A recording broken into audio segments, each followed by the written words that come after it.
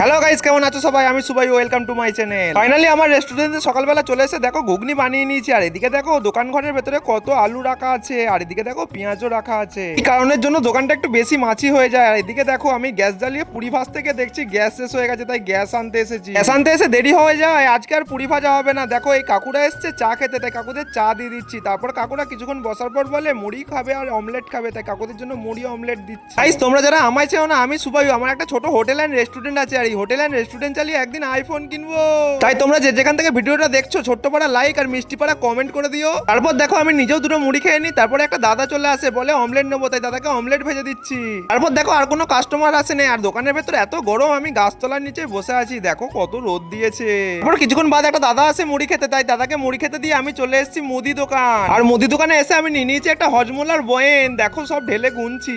তারপর এদিকে দেখো আকাশ যা ভয়ঙ্কর রূপ নিয়েছে, আর কিছুক্ষণের মধ্যে বৃষ্টি হবে, তাই তাড়াতাড়ি আমি ভাত নিয়ে বাড়ির দিকে দৌড়চ্ছি। আর বাড়ির কাছে এসে দেখি আমার মেয়ে ঝড়ে খেজুর কুড়াচ্ছে। কিছুক্ষণের মধ্যে পাড়ার সব ছেলেরাও চলে আসে, আর ওরা দেখো কত আনন্দ করে খেজুর কুড়াচ্ছে। গাইস, আমাদের সেই ছোটবেলাকার কথা মনে পড়ে যাচ্ছে না? সেই সব দিনগুলো কতই না সুন্দর ছিল। তারপর বাড়িতে চান খাওয়া দাওয়া করে আবারও দোকানের দিকে চলে যাচ্ছি। দেখো এখনো মেঘ কমেনি, তবে আজকে যা গরম ছিল একটু মুক্তি পেলাম। তারপর দোকানে এসে তাড়াতাড়ি করে একটু চা করে নিলাম, আর চা করে দেখো নিজে একটু হাওয়া খেতে খেতে চাও খেয়ে নিলাম। তারপর দোকানটা একটু অপরিষ্কার থাকায় দেখো ঠাকুমা একটু পরিষ্কার করে দিচ্ছে। তারপর দুটো কাকু আসে চা খেতে, তারপর একে একে সব কাকুরাই আসে চা খেতে, তাই সবাইকে আমি চা খেতে দিই। গাইস, তোমরা যদি এই চ্যানেলে নতুন হয়ে থাকো, ফেসবুক থেকে দেখলে ফলো করে দিও, ইউটিউব থেকে দেখলে সাবস্ক্রাইব করে দিও। তোমাদের একটা ফলো আর সাবস্ক্রাইব আমাকে মোটিভেট জায়গায় ভিডিও বানাতে। তারপরে সন্ধ্যায় আবারও কিছু কাকু চলে আসে চা খেতে, তাই কাকুতে ভালো করে সুন্দর করে চা বানিয়ে দিই।